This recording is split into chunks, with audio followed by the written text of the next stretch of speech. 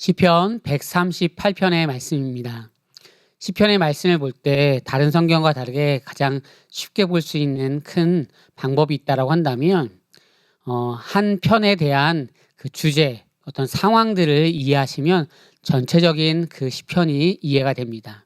예를 들면 오늘 시편 138편입니다. 고난 가운데 있는 시편입니다. 그러면 고난 가운데 있다라는 생각을 가지고서 이 시편을 읽으면 그 내용이 쉽게 다가올 것입니다. 주제는 하나님의 인자하심에 대한 감사입니다. 시인은 고난 가운데서 하나님의 신실하심을 고백하고 있습니다. 그리고 모든 민족에게 하나님의 그 이름을 높이고 있는 내용이 오늘의 시편입니다. 하나님의 언약적인 사랑과 진리, 헤세드라고 하죠. 그 사랑에 기초한 그 언약을 말하고 있고 구속사적인 하나님의 그 은혜를 고백하고 있습니다. 복음은 바로 이렇습니다. 이 언약 속에서 나의 힘듦과 어려움 속에서도 주님을 높이고 찬양할 때 내가 진짜 신앙인이 무엇인지, 그리고 하나님의 자녀로서 어떻게 살아가야 되는지를 생각하며 또 나아갈 수 있는 삶의 고백이 되어지는 것입니다.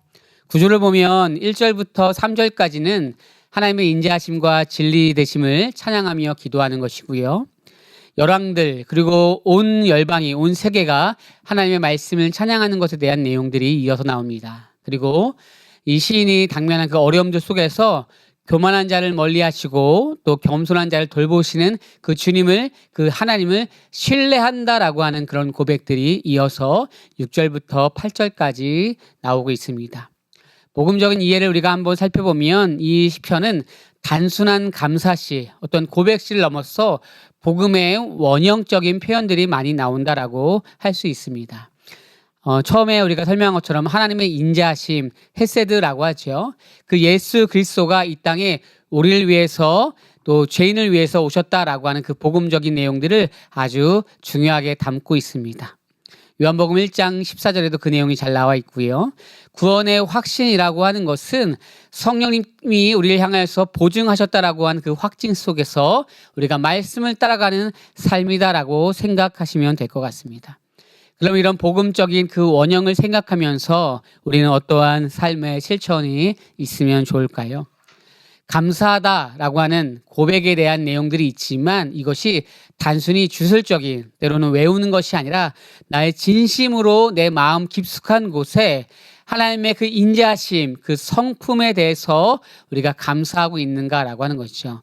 어떤 일의 결과, 그 상황의 이유, 이런 것을 물어보는 것이 아니라 그분이 나의 아버지 되시고 나를 끝까지 책임져 주신다라고 하는 그 구원에 대한 감격스러움이 우리에게 있는가라고 하는 질문을 하면 좋을 것 같습니다.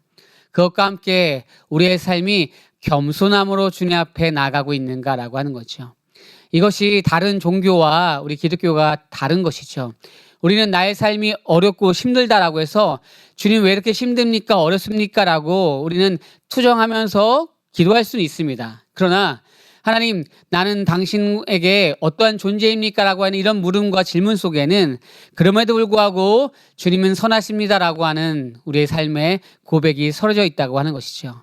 복음은 겸손함으로 나가고 때로 우리를 힘들게 하는 그 사람들, 그 악인 앞에서도 담대하게 나아갈 수 있는 것이 우리 신앙인의 모습이어야 될 것입니다. 결론적으로는 하나님은 자신의 인자하심이 진리로 말미암아 우리를 부르셨다라고 하는 확신 가운데 고백되길 바라고 있다는 것이죠. 부르심이라고 하는 것은 나의 모든 것을 처음부터 끝까지 부르셨다라고 했기 때문에 나의 삶의 시간들 속에서 어려운 시간들이 있는 이 시간들도 주님과 함께 하는 시간들이라고 하는 거죠. 때로는 이것이 광야이고 어려울 수 있습니다. 그럼에도 불구하고 우리는 주님께 고백하고 때로는 따지듯이 기도할 수 있지만 그 시작과 끝 가운데는 여전히 나를 이끄시는 주님 앞에 우리는 때로는 순복하며 때로는 주님과 기도하며 나아가야 되는 것들이죠. 때로는 잠잠하게, 때로는 소리치면서 주님 앞에 나아가는 그 모든 시간들 속에서 우리는 확신 가운데 나아갈 수 있을 것입니다. 이런 시간들이 지난 우리 모두의 고백은 감사함으로 순종하는 삶이 때로는 따라갈 것입니다. 바라기는 우리의 삶의 모든 시간들 가운데 때로는 어떠한 누구 때문에 아니면 나의 상황에 어려움 때문에 있는 분들이 있습니까? 꼭 기억하기는 그럼에도 불구하고 주님과 고백함으로 말미암아 내가 진짜 하나님의 자녀됨을 잊지 않는 오늘의 삶의 하루, 그래서 승리하는 우리의 모든 시간들이 되시길 예수님의 이름으로 소망합니다.